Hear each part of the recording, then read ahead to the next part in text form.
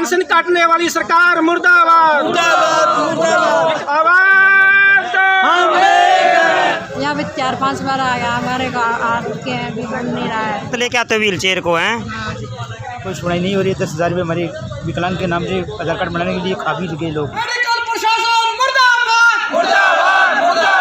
Pension 11वें महीने की रुकी है। मैं विधवा है, तंग वाला लड़का है विकलांग का, उसमें परमानेंट लिख के दे दिया।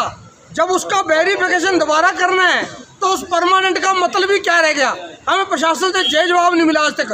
RTI ने बकायदा इन्होंने लिख के दिया भी परमानेंट का दोबारा नहीं बनेगा, फिर भी हमें बार बार ऑनलाइन के नाम से बुलाया जा रहा है, परेशान किया जा रहा है। हम प्रशासन को बार बार ये कह रहे हैं भी जिस पे परमानेंट लिखते हैं वो भी बोर्ड ने बना के दिया, हमने घर नहीं बनाया। उससे हमारी पेंशन आ रही है लगातार। अगर वो गलत था हमारी पेंशन लगी कैसे? अगर वो सही है तो उसको दोबारा चेक क्या करना है? जिसका पैर कटा हुआ है, जिसका हाथ कटा हुआ है, उसका दोबारा क्या ठीक होगा? तो इसलिए हम प्रशासन को बार बार कह रहे हैं कि इसको ऑनलाइन के आधार पर ही जिनका परमानेंट का उनको ना परेशान किया जाए, ऑनलाइन ही उनको बना के उनके घर भेजी जाए, उनको ना बार बार बुलाया जाए। उनके आर्थिक लॉस होता है, परेशानी होती है। यहाँ डॉक्टर भी नहीं है, बाहर से डॉक्टर आते हैं कभी नहीं आते। इसलिए बार बार परेशान करने से हमें प्रशासन से उम्मीद करते हैं कि हमारी बात सुनी जाए। नहीं सुनी है तो हम और बड़ा आंदोलन करेंगे, सड़कों पर आएंगे। जितना भी हमसे हो पाया हम लगातार लंबा धरना चलाएंगे।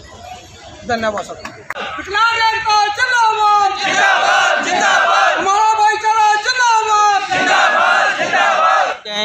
बड़ी मुश्किल से, परेशानी से, लेकिन ये तो सबका अपना अपना ही स्वार्थ भी है, क्योंकि किसी एक का तो है नहीं है। ये सबके लिए ही धरना लगाया गया है। जो सरकार पिछले दिनों से 5-6 महीनों से जो परेशान कर रही है, 100% विकलांग के जो उसकी जो सहायक है उसकी पेंशन काट रखी है सरकार ने। और अब UDID के नाम पे जो विकलांगों को बुलाकर उनका मेडिकल जो प्रतिशत है वो कम किया जा रहा है, जो कि जिसका स्थायी मेडिकल जो बोर्ड के द्वारा बनाया गया था, जो बोर्ड ने उसको मान्यता दी थी, लेकिन वो अब नई जो बोर्ड की टीम उसको नहीं मान रही है।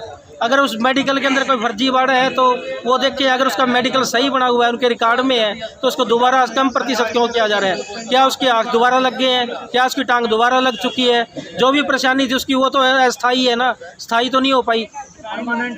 तो परमानेंट मेडिकल को उन्होंने धक्के से, जो सरकार से ऑर्डर है ना है, अभी तक हमें ऐसी कोई सूचना नहीं मिल पाई है कि इसकी कोई हमारे पास इसको कम करने की कोई लिखित रूप में अभी तक कोई सूचना नहीं मिली है।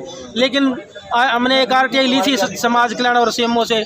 RTI में उन्होंने साफ साफ लिखा था कि परमानेंट मेडिकल जिसका बन चुका है उसको दोबारा मेडिकल बनवाने की ज़रूरत नहीं है। और मैंने वकील से भी बात करी थी, कहना आप RTI लगाओ तो हम केट CMO के और DC जो भी इनका प्रशासन है उसके खिलाफ हम केस डाल देंगे, वो अपने आप को जवाब देंगे आके यहाँ पे। और वो कह रहा था मैं आपसे कोई फीस भी नहीं लूँगा, फ्री में आपका केस लड़ूंगा। आप मेरे को RTI दो, और जिनके मेडिकल अस्थायी बने हुए थे और जिनके कम बनाए गए, मैंने दोनों मेडिकल दो। इनसे जवाबदारी लेंगे CMO से और इनकी मेडिकल टीम से भी ये किस लिए बनाया गया है। क्या इनकी टांग दोबारा लग चुकी है? क्या इनके पैर दोबारा लग चुके हैं जो हम मेडिकल कम बना रहे हैं? साहब, जब तक हम रोड पे नहीं उतरेंगे तब तक हमारी कोई सुनवाई नहीं होगी। अब हम बैठे हैं, पिछले बुधवार भी आए थे और आज भी आए हैं हम, लेकिन अब तक मन लगा प्रशासन कोई बंदा हमारे पास नहीं आया हमारी सुनवाई करने के लिए। जब तक हम पूरी अपनी तैयारी के साथ, दिल के साथ नहीं बैठेंगे तब तक हमारी कोई मांग पूरी नहीं की जाएगी। इसलिए हमें अपना सारा काम छोड़ के हमें तसल्ली से यहाँ बैठना, शांति के साथ सभी के विचारों को सुनना है। और अपने गांव में जो विकलांग नहीं आए उनको गांव-गांव जाके, घर-घर जाके उनको सच्चाई बतानी है, उनको जागरूक करना है और उनके अपने हकों के लिए लड़ना सिखाना है। तभी हमारी पेंशन बच सकती है, तभी हमें 2 रोटी मिल सकती है टाइम की। नहीं तो हमें आने वाले समय में रोड पे बैठ के भीख भी मांगनी पड़ सकती है। ऐसा समय आने वाला है साथियों, इसलिए सावधान हो जाओ।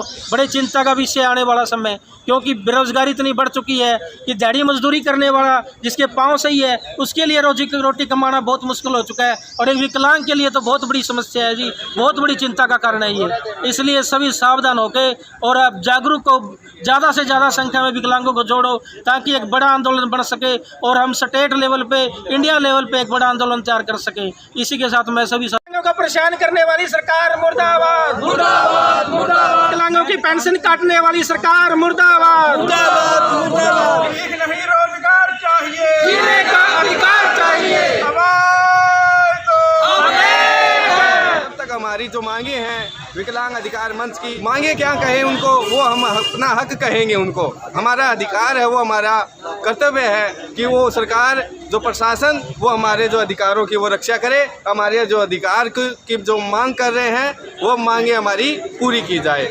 साथियों, मैं उच्च शिक्षित हूँ, पढ़ा लिखा हूँ, नौकरी की तलाश में हूँ, लेकिन मुझे भी अपनी समस्याओं को लेकर बार बार यहाँ धक्के खाने पड़ रहे हैं।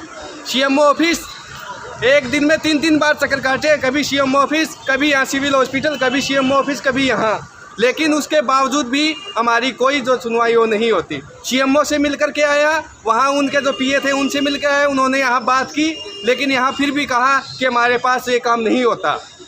यानी कि कितने दुख की बात है कि मैं पढ़ा लिखा होने के बावजूद, इतनी जानकारी होने के बावजूद मुझे ही धक्के खाने पड़ रहे हैं। तो जो साथी बहुत सारे हैं जो चल फिर नहीं सकते, दोनों पाँव से विकलांग हैं, उनको कितनी समस्याओं का सामना करना पड़ता होगा। तो यानी कि प्रशासन से हमारी जो मांगे हैं कि हमारी जो सारी की सारी मांगे हैं, जो यूडीआईडी की जो प्रमुख मांग है। एक बात और कहना चाहता हूँ मैं, विकलांगों के जो मेडिकल जो बन रहे हैं, जो ऑनलाइन प्रक्रिया शुरू कर दी गई है, और जो असली जो विकलांग हैं, जो हक है, दावेदार है, जो विकलांग पेंशन के, विकलांग अधिकार जो सर्टिफिकेट बनने के हैं, वो जो सही बने। हम असली विकलांग हैं, जो परमानेंट विकलांग हैं, वो तो सुविधाएं हमें तो मिल नहीं पाती है, और जो दूसरे जो फर्जी बनवाते हैं वो सारी सुविधाएं ले जाते हैं। ना लगाने की क्या जो जरूरत पड़ी हमें कि हमारी जो मांगे हैं वो हमारी जो मांगे वो पूरी नहीं हो पा रही है, और हमें बार बार जो है यहाँ धक्के खाने पड़ रहे हैं।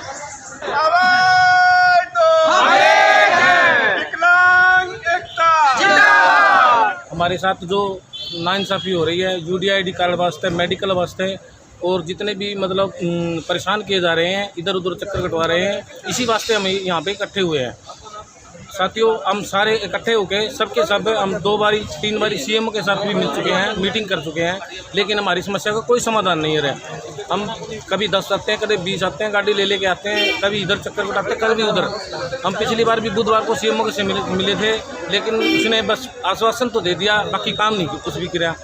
वो कह रही थी दूसरी मैडम से पूछेंगे, दूसरी मैडम से पूछा, उसने फ़ोन ही नहीं उठाया। तो आज फिर हमने निर्णय लिया कि बुधवार को अनिश्चितकाल धरना पे बैठेंगे। जो आज ये धरना इसीलिए यहाँ पे रखा है, अगर आज भी हमारी अगर मांगे नहीं पूरी सुनी, सीएमओ साहब ने नहीं सुनी या किसी डॉक्टर ने नहीं सुनी, तो हम अगले बुधवार तक भी मतलब अनिश्चितकाल धरना पे बैठेंगे। सभी साथियों को ध्यान रखना है कि मतलब कोई भी जो साथी है जिसके साथ नाइंसाफ़ी हुई है, किसके मेडिकल में या फिर जो मतलब यूडीआईडी के अंदर, तो वो साथ में जुड़े हमारे साथ और हमारे साथ सहयोग करें, धरना पे प्रदर्शन में आएँ और सभी साथियों को साथ लेकर चले। विकलांग एकता जिंदाबाद, हरियाणा सरकार मुर्दाबाद, हरियाणा सरकार मुर्दाबाद, को परेशान करने वाली सरकार मुर्दाबाद, मुर्दाबाद, मुर्दाबाद, विकलांगों के मेडिकल में हेरफेर करने वाली सरकार मुर्दाबाद, मुर्दाबाद, मुर्दाबाद, विकलांगों की पेंशन काटने वाली सरकार मुर्दाबाद, मुर्दाबाद, मुर्दाबाद।